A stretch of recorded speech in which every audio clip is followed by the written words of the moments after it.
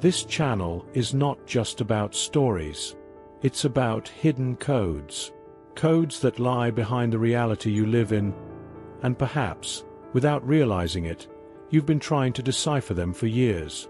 Here, each case is a key, a clue, a mirror of what you may also be experiencing. Today, what you will hear seems impossible. But when you understand the universal laws, the impossible becomes just misunderstood. Are you trying to control everything, and still nothing goes as expected? Maybe what's missing is not more effort, it's letting go. He tried everything. He forced, he planned, he fought. But what changed everything was the moment he let go of the controller. And then, the universe took over. His name was Michael Harris, 38 years old, financial analyst, a man of logic, graphs and goals set by 2030. From a young age, Michael believed that success was a predictable equation. All you had to do was follow the plan, work hard, avoid risks, calculate each step. And he did it masterfully. On the outside, it was the perfect example of stability. He had a good salary, an impeccable apartment, a fiancée that everyone praised. Inside, there was something else, a silent tension, as if something was always about to go wrong. And in a way, it always did. The contracts didn't close. Trips were cancelled at the last minute. Small accidents, unexpected losses, relationships that, however promising, slipped through our fingers. Michael called it all calculated bad luck. He said it was normal, that everything was under control. But those who really knew him, few by the way, knew that he was exhausted, obsessed with predicting the unpredictable, gripped by a subtle, almost imperceptible fear that his life would fall apart if he just relaxed. And then came the moment no one expected. It was an ordinary Monday. He was in traffic, on his way to a decisive meeting with investors. But out of nowhere, something inside him stopped. An awkward silence. As if the world had gone silent for a second. Michael looked up at the sky and said, almost in a whisper, "I give up. Do it your way." He couldn't explain who he was talking to. But for the first time, he didn't want to control it. And it was at that moment that everything began to change. Not like in the movies. Not with an explosion of miracles. But with signs. Subtleties. An unexpected email. A call that seemed out of time. A feeling of lightness he didn't remember feeling in years. And yet, the fear was there. But there was something new too. A silent force beginning to work for him. Have you ever felt like Michael? Trying to control every detail. And still, everything slips through the cracks? Right here in the comments. I've tried everything and nothing has worked. I want to know if this story already sounds like yours before it's even finished. And don't leave this video. What comes next will show you why his life only began when he let go of control. If this topic has already touched you, leave a like now. It helps this content reach those who also need to hear it. And subscribe to the channel to be part of this journey of revelations. Michael didn't know it yet, but that whisper in the car, that "do it your way," it wasn't just an outburst. It was a code being triggered, a vibrational breaking point. And it was as if the universe was just waiting for that sign. Over the next 48 hours, nothing extraordinary happened to those watching from the outside. But inside him, there was something different. The traffic that once made him impatient now seemed like just part of the way. The meeting he was dreading so much was cancelled at the last minute, and instead of getting angry, he just took a deep breath, as if something in him already knew. It wasn't supposed to happen like that. The next morning, Michael woke up before his alarm clock, a rare thing, and decided to walk to the cafe instead of taking the car. The day was grey, but for the first time he didn't want to change that. He walked in silence, observing the movement of the leaves, the smell of bread baking in the bakery, the muffled sound of other people's conversations. It was as if everything was happening in slow motion, and in that silence, something began to emerge. While drinking his coffee, an email caught his attention. It wasn't work. There was no charge. It was an unexpected invitation from an old college friend, someone he admired but had lost touch with. The subject of the email was straightforward. "Let's talk about a project that suits you." Michael hesitated. Part of him wanted to refuse. He didn't know the details. "I wasn't in control." But he responded. 2 days later, they were sitting face to face, in a co-working space in the city center. The project was bold, outside the curve. Nothing like the safe spreadsheets Michael used to love. But something there made sense. Not on paper, in your chest. And it was then that Michael began to notice small alignments. People he hadn't seen in years reappearing. Information that arrived as if they were answers to questions he didn't even know he had asked yet. Books that appeared out of nowhere. Phrases that moved him. And, above all, an inexplicable peace. A feeling that, for the first time, he didn't need to have all the answers. But along with this lightness, tests also came. Situations that seemed to poke at old wounds. An argument at work, a tempting proposal that took us back to the past, an ex-girlfriend reappearing in a confusing way. It was as if the universe said, "Have you really let go of control, or are you just pretending?" Michael realized that letting go was not a one-time act. It was a daily choice, an active trust, a delivery that, ironically, required more courage than control. And it was at this new frequency that things really started to move. But not in the way he imagined, because when you stop forcing, the universe stops resisting. And what comes is not what you want. It's what you need. Michael was about to discover that true power isn't in controlling life. It's understanding why you tried so hard to do this. Do you also feel that, no matter how much you try to control, nothing flows? That the more you organize, plan, anticipate, the more things slip through invisible cracks, as if something bigger was trying to show you another path, and you don't understand which one? Maybe you've already experienced this kind of strange day, where everything seems to be right, but inside, there's a restlessness that can't be explained, as if the soul was screaming softly, and you were pretending not to hear it.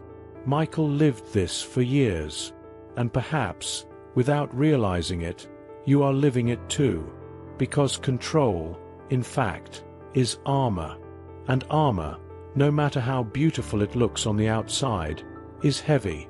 They suffocate. They block the flow. And the truth is that most of us don't want to control out of ego.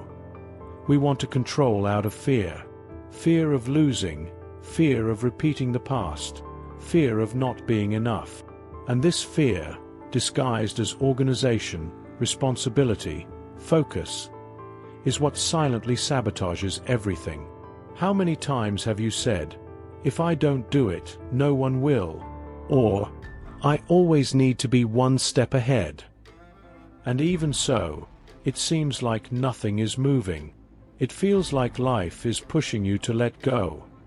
But you resist, because letting go is scary, because letting go feels like weakness, because letting go requires faith.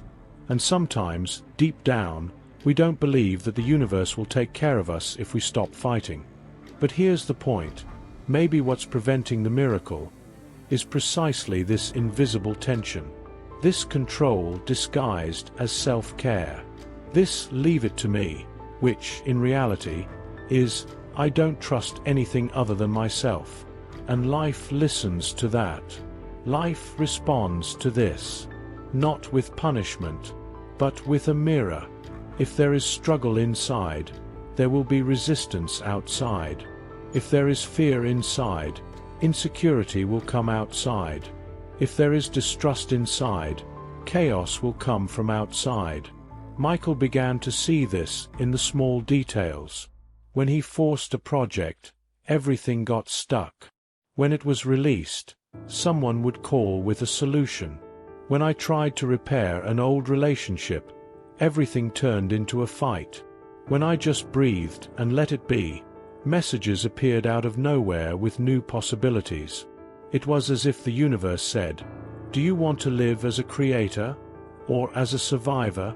And this is where you might see yourself too, trying to maintain a relationship that has already crumbled inside, forcing a career that no longer makes sense, maintaining a lifestyle that only serves to feed the image that others have of you. Maybe the pain you feel isn't because everything is going wrong, but because, on some level, you already know you need to let go. But how do you let go of something that still seems like all you have? How can you give up control when it has been your only defense for so long? This is where the true calling begins.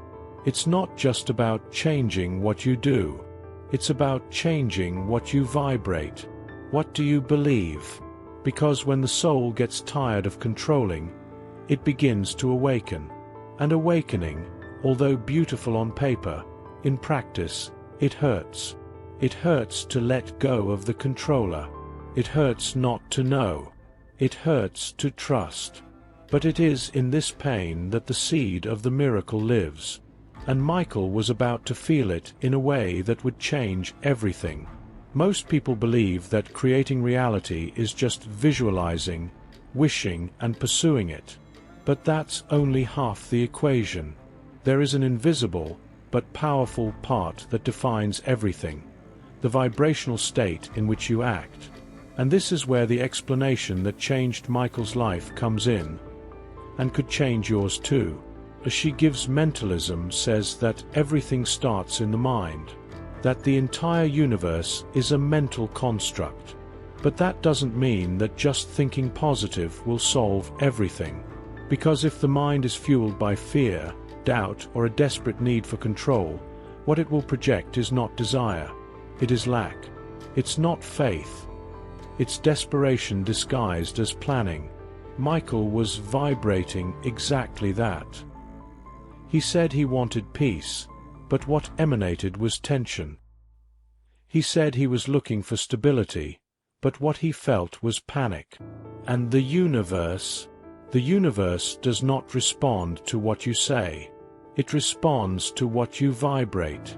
And that's why the law of action, so misunderstood, is so essential here.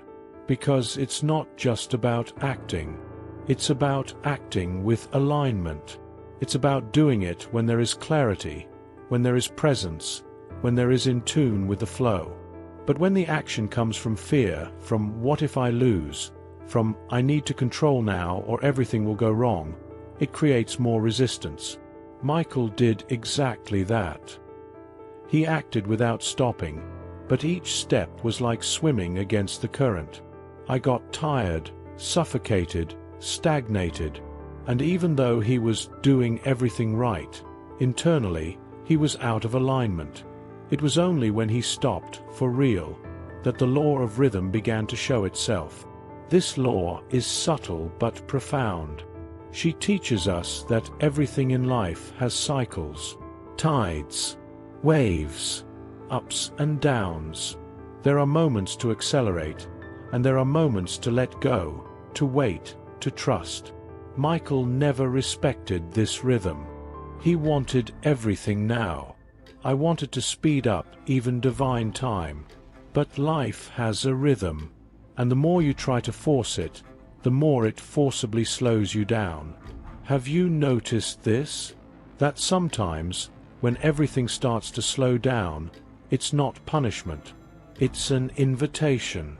Invitation to stop, to look inside, to realize that there is a greater intelligence orchestrating everything, and that this intelligence does not work in a hurry. It works with precision. Surrendering, in this context, is not giving up. It's tuning in. It's understanding that yes, you are co-creator of your reality, but you are not alone. There is an invisible field, which some call the universe, others the source, God, consciousness, that responds to your frequency, not your effort. Michael came to realize this when he began to act less out of obligation and more out of intuition. When did you change the "what should I do now" for "how am I feeling right now"? And that changes everything. The mind creates, yes, but when she is trapped in fear narratives, she does not create the desired future.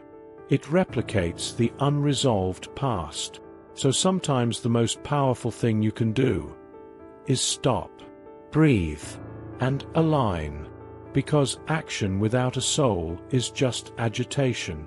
But when the vibration changes, even silence moves things. And it was in this silence that Michael began to feel something new approaching. Not as a direct answer, but like a different frequency. Something he had never experienced before, but was about to transform everything. Michael thought he had lost control, but in truth, he was just beginning to realize that he never had. That day when you whispered, "Do it your way," it was not a collapse. It was a delivery, a vibrational password, an invisible reconfiguration that would change the entire structure of your reality. In the days that followed, things began to happen so naturally, so fluidly, that they seemed rehearsed by a greater force. And they were. People he had tried to contact for months now appeared spontaneously. Opportunities that previously seemed locked opened up effortlessly. But more than that, Michael began to feel something he hadn't felt in years. Peace.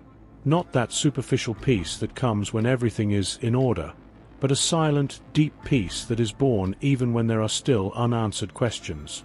And that's when the real spiritual plot twist happened. He received a proposal to lead a project outside the city, a bold invitation, outside of everything he knew, and which involved leaving behind not only his position, but an entire identity built around control. And, to his surprise, he accepted. No drama, no terror, with a lightness that Michael himself would never have understood before. On the road towards the new phase, he looked out the window and finally understood. All his life, he had tried to shape the outside world to feel safe inside. But real security never came, because I was looking in the wrong place. He didn't need control. I needed connection.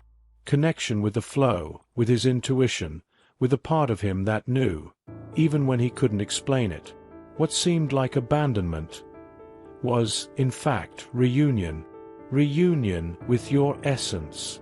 With that forgotten part, suffocated by the duties, the plans, the demands that he himself created to protect himself from the pain of not being accepted, the pain of failing, the pain of simply being. And now, without the masks, without the shields, without the weight of control, he was being fully, for the first time. And it was in this state that he understood. The universe was never against him. It was never about obstacles, delays, or cruel tests. The universe only mirrored what he vibrated. When he vibrated control, he received resistance. When delivery began to vibrate, he received direction. What seemed like chaos was just the realignment of the pieces. What seemed like a loss was just space being created for the new to arrive. Surrender was not the end. It was the beginning of the true manifestation. Because the universe doesn't want you to fight it. He wants you to vibrate together. And when that happens, things stop being forced and start to be natural, light, consistent with who you really are. Michael no longer had all the answers. But now, for the first time, it didn't scare him, because he understood that the most powerful response of all is to feel like you are exactly where you are supposed to be, and that, finally, you no longer need to control to be guided. If at any point in this story you felt like you were listening to parts of your own journey, write the words here in the comments, "I let go." This simple word carries more than a gesture. It marks the beginning of a new frequency.